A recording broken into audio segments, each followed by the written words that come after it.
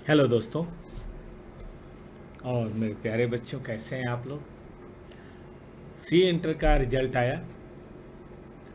हर साल की तुलना में अब की बार एवरेज परसेंटेज पासिंग ज़्यादा था। काफ़ी बच्चों को सक्सेस मिली, लेकिन कुछ के हाथ अनसक्सेस भी आएगी, क्योंकि 100% रिजल्ट तो होता नहीं है। जिनको सक्सेस मिली उनके लिए पूरी दुनिया है।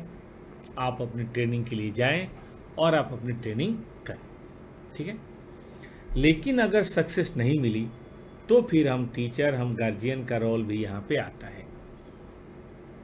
आपका रोल तो है ही है कि भाई कैसे इतनी मेहनत के बाद भी अगर सक्सेस नहीं मिली हमें, तो हम रीस्टार्ट कैसे करें। पूरी दुनिया करती है, हम भी करेंगे, लेकिन बस कैसे करें इसी के ऊपर मैं थोड़ा सा आपके साथ डिस्कशन करना चाहता हूँ। देखिए, सबसे पहले तो आप अपने आप का स्टॉक टेकिंग कीजिए कि आपकी क्या सिचुएशन है। सिंगल ग्रुप आप जाना चाहेंगे या बोथ ग्रुप जाना चाहेंगे। और डिसीजन बड़ा आसान है। आप अपने नंबर को देखिए। अगर आपके नंबर 40% से ऊपर है तो आप सिंगल ग्रुप की बजाय बोथ ग्रुप जाइए और बड़े आराम से आप बोथ ग्रुप कर सकते हैं। लेकिन अगर आपके नंबर 40% से कम है परसेंटेज में, तो फिर शायद ये सिंगल ग्रुप का केस है। वो इसलिए मैं कह रहा हूँ क्योंकि अब एग्ज़ाम भी तो 4-4 महीने पे है। अब साल में 3 एग्ज़ाम है, तो अगर हम सिंगल ग्रुप भी जाएं तो मैक्सिमम 4 महीने का डिले होगा, इससे ज़्यादा डिले नहीं होगा। पहले 6 महीने होता था तो शायद थोड़ा ज़्यादा था। तो अगर आपको ऐसा लगता है कि आपकी तैयारी काफ़ी हद तक अच्छी है, 40-45% है, तो एक समझिए रिवीजन आपको करना है। आप बड़े आराम से बौद्ध ग्रुप सितंबर में जाके लिख सकते हैं और आप पास भी करेंगे, ऐसा हमारा यकीन है। लेकिन अगर आपका परसेंटेज कम है 40% से, तो बेटर है कि आप सिंगल ग्रुप सितंबर में दें, क्योंकि 13 सितंबर से शुरू भी है। और फिर अनदर ग्रुप जो है वो जनवरी में दें, है ना। जैसे एक ग्रुप यहाँ दे दिया, दूसरा ग्रुप वहाँ दे दिया, इस तरीके से आप कर सकते हैं। 3 पेपर होगा, बड़े आराम से हम सितंबर में काम ख़त्म कर लेंगे, ठीक है ना। और फिर उसके बाद बात कर लेंगे। तो मैं आपके सामने सिंगल ग्रुप और बोथ ग्रुप दोनों की प्लानिंग के बारे में बात करता हूँ, ठीक है। पहले सिंगल ग्रुप की बात करते हैं कि अगर मान लीजिए हमने ये तय किया कि हम सिंगल ग्रुप देंगे, चाहे कोई भी ग्रुप हो, पेपर 2 हो या पेपर 1 हो। जैसे मान लीजिए किसी का 1 हो गया तो 2 ही तो देना है, या 2 हो गया तो 1 ही तो देना है, ऐसे भी कर सकते हैं। देखिए, हमारे पास 13 सितंबर है और अभी हम लोग बैठे हैं, मान लेते हैं आज का दिन गया, कल का दिन भी गया, ठीक है ना। 13 जुलाई, तो हमारे पास कितना है, 60 डेज। कम थोड़े ना है, ठीक है कि नहीं। हमें तो रिवीजन ही करना है, मोर और लेस तो बातें आपने कर ही रखी है। तो केवल जब रिवीजन करना है तो फिर ऐसे सिचुएशन में 60 डेज कम नहीं होता। अब इसको भी हम बांट लेंगे। कैसे बांट लेंगे हम इसको हम 3 हिस्सों में बांटेंगे, ठीक है। और रेशियो जहाँ तक आइडियली है वो बेटर होता है 3:1, यही रेशियो अच्छा रहता है। इसका मतलब पहला 30 डेज, दूसरा 20 डेज और तीसरा 10 डेज, ठीक है। कि भाई पहले 30 डेज में हम अपनी काम की बातें करेंगे। पढ़ने का तरीका 2 होता है। एक तो होता है कि तीनों पेपर डेली पढ़ें, वो भी अच्छा है, कई लोग करते हैं और बहुत बढ़िया करते हैं। और एक तरीका होता है कि एक बार में एक पेपर उठाएं, उसे ख़त्म करें, फिर दूसरे पेपर पर जाएं, फिर उसे ख़त्म करें। एक तरीका ये भी होता है। मैंने जो पढ़ाई की थी एज ए स्टूडेंट, वो मैंने ऐसे करी थी कि भाई एक बार में एक पेपर उठाएं, उसे ख़त्म करें, फिर दूसरा पेपर उठाएं, फिर उसे ख़त्म करें। लेकिन ख़त्म करें, अगर हमने सोचा है 10 डेज में मुझे अकाउंट ख़त्म करना है तो करना है, या कॉस्टिंग ख़त्म करना है तो करना है, 10 डेज में मुझे ऑडिट ख़त्म करना है या लॉ ख़त्म करना है, या 10 डेज में टैक्स या ITSM ख़त्म करना है, सॉरी FMSM, तो ख़त्म करें। ये टारगेट होना चाहिए। तो पहले तो ये टारगेट सेट कर लिया कि मुझे ख़त्म करना है। फिर उसके बाद हम एक देखेंगे इसके अंदर भी कि 10 डेज में अगर मुझे अपनी अकाउंट या कॉस्टिंग को ख़त्म करना है और मेरे चैप्टर जो हैं इतने हैं, जैसे अगर अकाउंट की बात करें तो 7-8 चैप्टर हैं, 2-3 थ्योरी के चैप्टर हैं और 27 एस हैं। 10 डेज में ख़त्म करना है क्योंकि ज़्यादा समय मैं दे नहीं सकता, मेरे लॉ भी उतना इंपॉर्टेंट है, टैक्स भी इतना इंपॉर्टेंट है। तो कोई ना, अब 10 डेज को भी 3 हिस्सों में बांट लेंगे हम। भाई सुबह का टाइम होता है, दोपहर का टाइम होता है, शाम का टाइम होता है और रात को सोने के समय का भी टाइम होता है। आप कभी से कभी शुरू करें। अब कोशिश ये करनी है कि पर डे कम से कम 10 डेज देना है, 10 आवर्स देना है। 10 आवर्स के 2 हिस्से कर लीजिए। सुबह के टाइम में 3 घंटे या 4 घंटे, फिर 3 घंटे या 4 घंटे, और फिर शाम में थोड़ा मन नहीं लगता तो 2 घंटे कर लिया, और फिर 1 घंटे कर लिया खाने के बाद। अगर आप देर से उठते हैं तो इधर 2 घंटे कर लिया, इधर 2 घंटे कर लिया, वो भी चलेगा, वो आपकी मर्जी है। 10 घंटे मिनिमम होना चाहिए। ज़्यादा हो तो बड़ी अच्छी बात है, बट कम से कम 10 घंटे तो होना ही चाहिए। ठीक है ना? तो इस तरह से अपना कर लिया। अब हम क्या करेंगे, जैसे मान लीजिए हमने बताया कि भाई हमें एस बहुत करने हैं, 27 एस है, ठीक है कि नहीं? तो उसमें तरीका ये होगा कि 3 घंटे के अंदर 1 या 2 एस निपटा दिया, 4 घंटे के अंदर 2 एस पक्का करना है। यहाँ 1 एस कर लिया, यहाँ 1 एस कर लिया, यहाँ 2 एस कर लिया, 1 एस कर लिया, तो एक दिन में 4-5 एस निकल जाएगा। ठीक है? तो 5 दिन तो 5 डेज तो हमारा चला गया एस के अंदर। अब हमारे पास बचे 7-8 चैप्टर। कुछ चैप्टर बड़े हैं, तो जो बड़े हैं हम 5 दिन में 15 सेशन हमें मिलता है स्टडी का, तो 2-2 सेशन लगा दिया। थोड़े छोटे हैं तो 1 सेशन में काम कर दिया। तो इस तरह से हम अपने जो चैप्टर हैं 5 डेज के अंदर वो चैप्टर भी कर लें, क्योंकि ऐसा देखा गया है कि नंबर बराबर आ रहा है। 114 नंबर की अगर हम बात करें तो ऑब्जेक्टिव तो खैर हम लोगों के पास नहीं आ पाया मार्केट में, बच्चों को ही पता होगा उसके ऑब्जेक्टिव के अंदर, लेकिन जो सब्जेक्टिव है उसमें ये देखा गया कि आराम से 60 नंबर तो चैप्टर से भी आता है। 114 नंबर में 60 मतलब 50%। तो 5 डेज हमने चैप्टर को दिया, उसमें 2 या 3 यूनिट बड़े चैप्टर को दिया और 1 यूनिट छोटे चैप्टर को दिया। मान ली बाई बैक है, वो 3 घंटे में हो जाएगा, लेकिन अमालगमेशन है तो उसको दे दिया 2-3 यूनिट। फिर अगली बार रिकन्स्ट्रक्शन को 2 यूनिट में कर लिया, ठीक है ना? कंसोलिडेशन को 3 यूनिट में कर लिया। तो ये 4 चैप्टर हमारे कवर हो गए। कैश फ्लो 2 में कर लिया, फिनेंशियल स्टेटमेंट 2 में कर लिया, और फिर उसके बाद ब्रांच 2-3 में कर लिया। बस हो गया, और करना क्या है? यही सब चैप्टर है हमारे। तो इस तरह से 5 दिन में कंप्लीट हो जाता है, ऐसी कोई दिक्कत की बात नहीं। तो 5 दिन में 15 सेशन होते हैं स्टडी के, और 15 सेशन में 7 चैप्टर नहीं होने का कोई मतलब ही नहीं है। 2-2 भी दे रहे हैं तो एक आध छोटा है तो थोड़ा जल्दी भी कर लिया।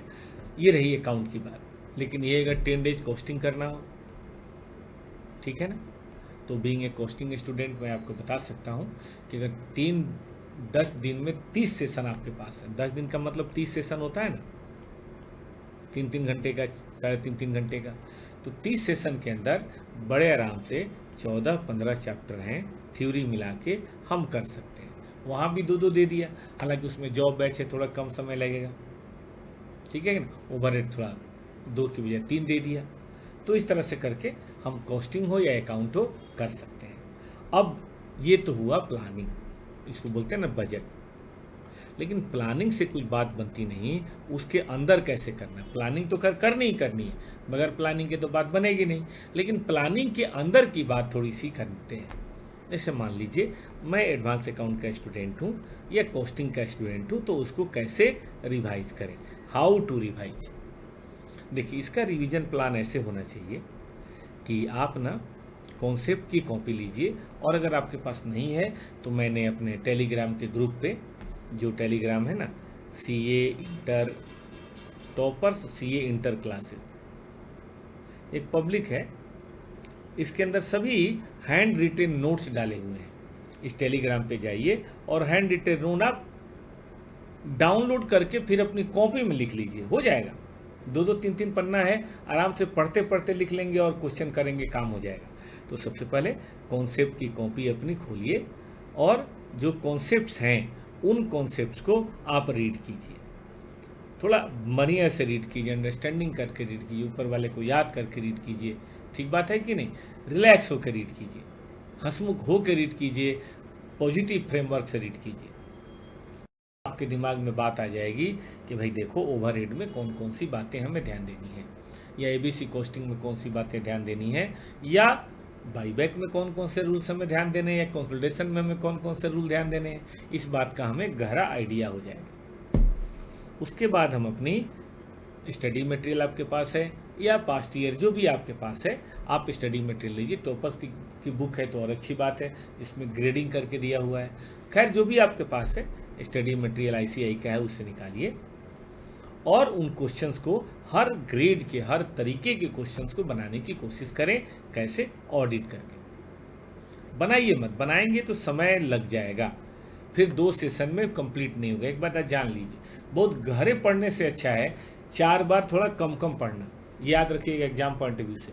अगर आप रिसर्च स्टूडेंट हैं तो आपको गहरे से पढ़ना है, लेकिन अगर आप एग्जाम के स्टूडेंट हैं तो आपको बार बार पढ़ना है। ये बहुत बड़ी बात मैं कह रहा हूँ, आप सबको ध्यान देना है। और ये अपने पर्सनल एक्सपीरियंस से कह रहा हूँ, किसी से सुन के नहीं कह रहा। मैंने सारे एग्जाम एक बार में पास किए हैं, चाहे सीए हो, सीएस हो या सीएम हो।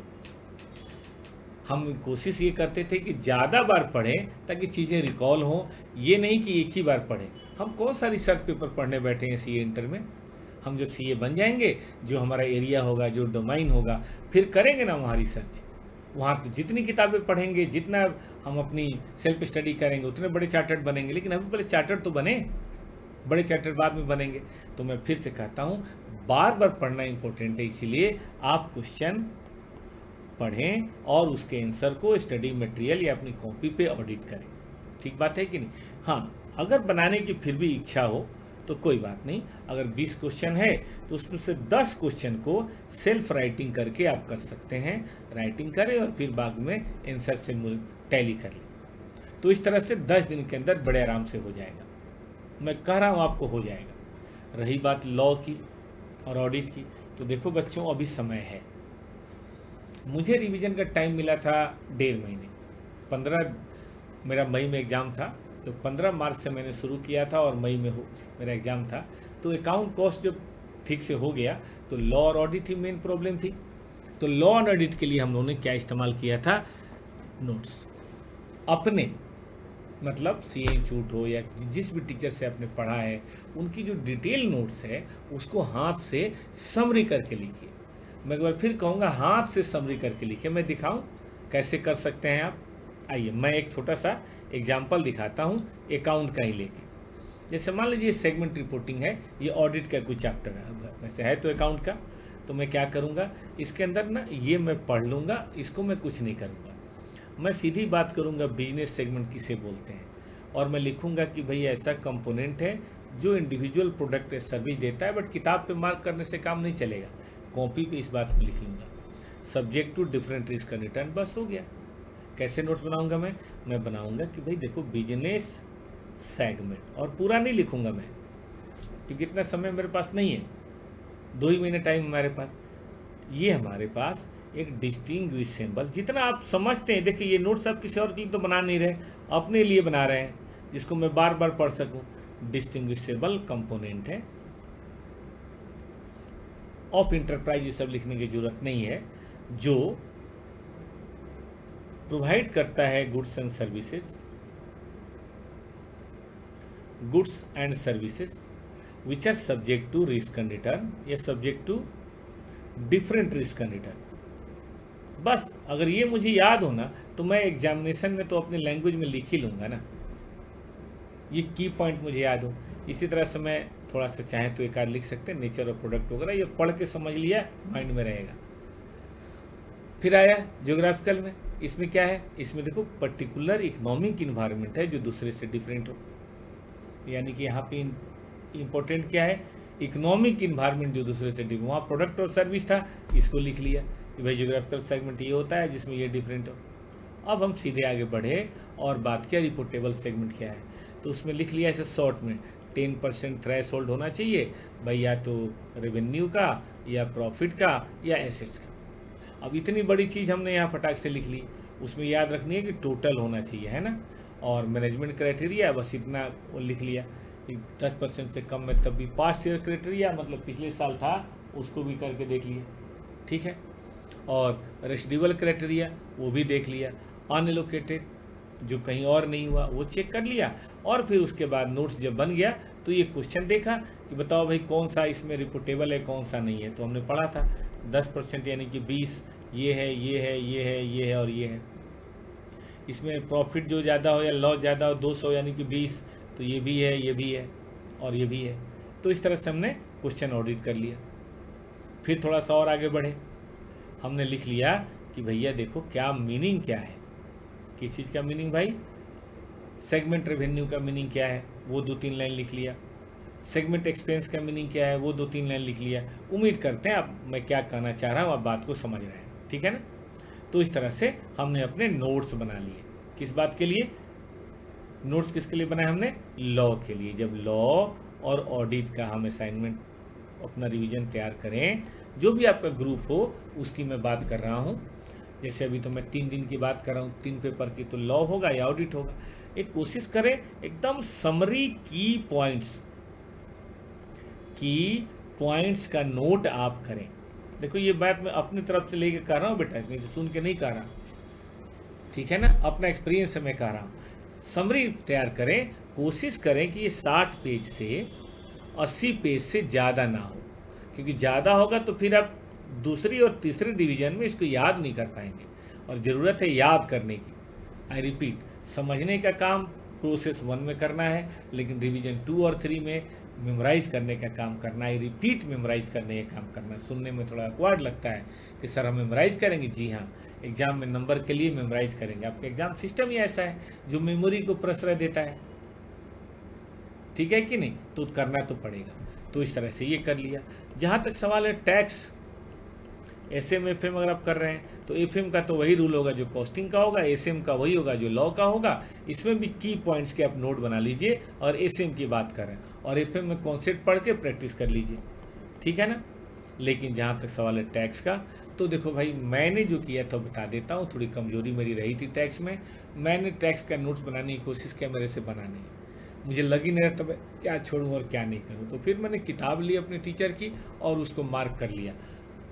भागते भगाते नंबर उस समय ऑब्जेक्टिव नहीं था, फिर भी 58 आ गया था। ऑब्जेक्टिव होता तो शायद ये 60-65 ये 70 भी आ सकता था, तो वो मैंने किताब से कर लिया था। तो ये हमारा पहले रिवीजन की बात रही। अब मेरे नोट्स भी तैयार हो गए, कॉन्सेप्ट की कॉपी भी तैयार हो गई, एक बार प्रैक्टिस भी हो गई, थोड़ा बहुत याद भी कर लिया मैंने, ठीक है ना। अब जब रिवीजन शुरू होगा किसका रिवीजन, नंबर 2। अब की बार है मेरे पास सिर्फ 20 दिन, और 20 दिन में 3 पेपर है। इसका मतलब अब की बार कहानी 7-7-6 की है, या 7-6-7 की है, ठीक है ना। अब इसमें भी फिर कर लेंगे भाई, 7 तिहाई 21 सेशन है, तो अब 21 सेशन में से हम क्या करेंगे कि एएस को 10 सेशन दे देंगे, और अपने जो कॉन्सेप्ट तैयार हैं उनको बस टी की और मारना है ना, 10 सेशन चैप्टर को दे देंगे। अब की बार देखिए, पहली बार सेशन ज़्यादा थे, अब की बार सेशन थोड़े कम हो गए। पहले 30 सेशन थे, अब 20 सेशन हो गए, बाद में तो और कम होने हैं। 3 दिन के अंदर हमें अपना काम करना है, ठीक है कि नहीं। और एक बात और भाई आप जान लीजिए, एक टेस्ट यहाँ, एक टेस्ट यहाँ, और एक टेस्ट यहाँ दीजिए, बनेगी अपनी बात, ठीक है ना। एक टेस्ट यहाँ, एक टेस्ट यहाँ, और एक टेस्ट यहाँ दीजिए। हमने इसी तरह से आपका टेस्ट भी प्लान किया हुआ, अगर किसी बच्चे ने देखा हो तो हमने इसी तरह से आपका टेस्ट भी प्लान किया हुआ है। उस टेस्ट में आप पार्टिसिपेट कर सकते हैं। ये टॉपर्स के यूट्यूब चैनल के कम्युनिटी में आपको उसका डेट वगैरह भी मिल जाएगा। बड़ी नॉमिनल से उसकी चार्जेज होती हैं, सिर्फ 500 होता है एक ग्रुप का, जिसके अंदर 9 टेस्ट होगा, और 9 टेस्ट आपको उसका आंसर भी चेक करके आपको मिलेगा। और टेस्ट ऑनलाइन है, तो आप पूरे इंडिया में कहीं से भी दे सकते हैं। टॉपर्स के ऐप पे वो टेस्ट होता है। विशेष जानकारी आपको देखना हो तो वेबसाइट वगैरह पे देख लीजिएगा, ठीक है। तो एक बार टेस्ट जरूर देना है, और फिर बाद में 3-3 दिन का करना। ये सबसे जो बड़ी बात है कि 3 दिन में करना जरूर है, 6 दिन में करना जरूर है, 10 दिन में करना जरूर है। अगर छूट रहा हो तो बाद में थोड़ी और स्पीड बढ़ा दीजिए, थोड़ी कमी हो, लेकिन मैं अगले सब्जेक्ट का टाइम नहीं खाऊंगा, ये मेरे दिमाग में बात होनी चाहिए। तो इस तरह से अगर सिंगल ग्रुप का रिवीजन कर रहे हैं, 'तो आप अपनी प्लानिंग कर सकते हैं, ठीक है ना। इसमें कोई भी अगर आपकी क्वेरीज हो, मैंने अपनी तरफ से एक बिल्कुल स्टूडेंट के तरीके से मैंने सोचने की कोशिश करी है, तो आप कमेंट में बताइएगा। और अगर कोई बौद्ध ग्रुप की तैयारी कर रहा हो सितंबर के लिए, तो 2 महीने के अंदर रिवीजन कैसे करना है वो भी कमेंट में बताइएगा। बहुत ही जल्दी मैं उसके बारे में भी आपको बताऊंगा, शायद हो सका तो कल ही बता दूंगा, ठीक है। तब तक आप इस प्लान को सोचिए और अपने अनुसार अगर थोड़ा बहुत अमेंडमेंट करना हो तो कीजिएगा, ज़्यादा मत कीजिएगा। ज़्यादा करेंगे तो फिर कंफर्ट जोन में आप आ जाएंगे, ठीक ना। गुड बाय दोस्तों।